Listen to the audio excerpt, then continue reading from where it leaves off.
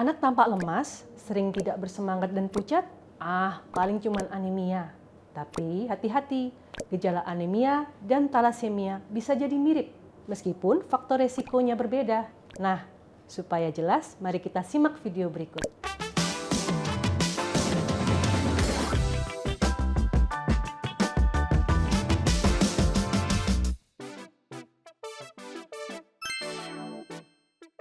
Halo sahabat Siloam, saya Dr. Desi Primayani, spesialis anak.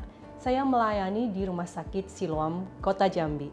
Hari ini kita akan membahas mengenai talasemia. Talasemia adalah suatu penyakit bawaan yang sifatnya diwariskan. Ini disebabkan karena adanya kelainan pembentukan struktur protein pada hemoglobin darah. Hemoglobin sendiri memiliki fungsi utama untuk mengedarkan oksigen ke seluruh organ-organ tubuh. Bila fungsi ini mengalami gangguan, maka kesehatan tubuh dan organ-organnya juga akan mengalami gangguan. Ada beragam manifestasi gejala daripada talasemia. Umumnya adalah anemia, disertai dengan gejala yang lain, seperti pembesaran organ limpa. Manifestasi pada talasemia yang lebih berat biasanya juga disertai dengan gejala tampilan fisik karena ada usaha tubuh untuk meningkatkan produksi sel darah merah atau hemoglobin sehingga menyebabkan pabrik daripada sumsum tulang di bone marrow menjadi terdeformitas. Tulang pipi pada penderita ini akan tampak lebih menonjol, dahi lebih datar, nasal bridge juga lebih terdepresi dengan jarak mata yang menjauh, dan struktur maksila atau rahang atas yang juga melebar sehingga gigi depan tampak menonjol atau pada umumnya lebih dikenal dengan sebutan chickmunk face. Gejala lain yang juga mungkin nampak adalah adanya kekuningan pada kulit dan bagian putih bola mata, dan juga pada anak-anak. Biasanya anak-anak ini mengalami sakit berulang dan pertumbuhan yang kurang baik. Pada talasemia beta minor, manifestasi klinis anemia seringkali tidak nampak atau sangat ringan.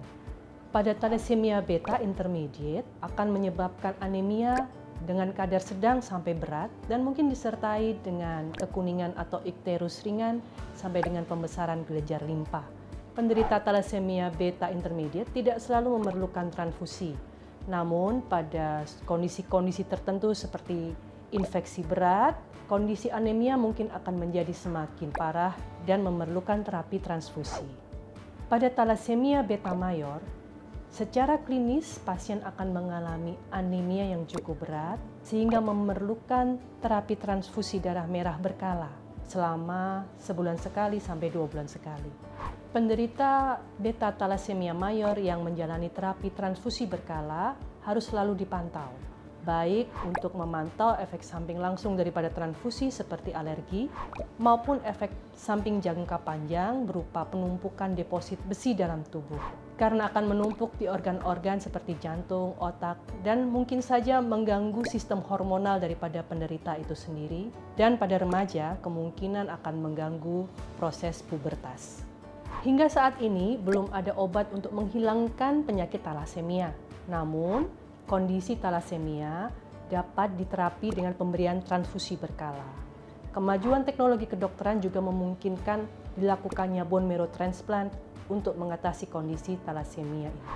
Jadi, bila pada anak berusia 6 bulan sampai 2 tahun mengalami gejala pucat, kondisi ini tentu saja tidak boleh diremehkan. Dokter akan menyarankan pemeriksaan-pemeriksaan tambahan berupa pemeriksaan darah tepi, hapusan darah tepi, dan juga menilai HB elektroforesis untuk melihat proporsi kadar hemoglobin pada anak tersebut. Hal ini harus menimbulkan kewaspadaan, terutama bila ada salah satu dari saudara kandung ataupun dalam garis keturunan keluarga yang memiliki penyakit talasemia. Perlu dilakukan screening melalui DNA analysis untuk menilai apakah orang tersebut adalah pembawa sifat daripada talasemia atau bukan. Dengan demikian diharapkan pasangan akan lebih siap secara mental, finansial, dan matang dalam pengetahuan sebelum mempersiapkan kehadiran buah hati. Dengan manajemen penyakit yang baik, penderita talasemia dapat memiliki kualitas hidup yang lebih baik. Bagi kita yang dikaruniai kesehatan, kita bisa memberikan support dengan memberikan donor darah untuk teman-teman yang menderita thalassemia.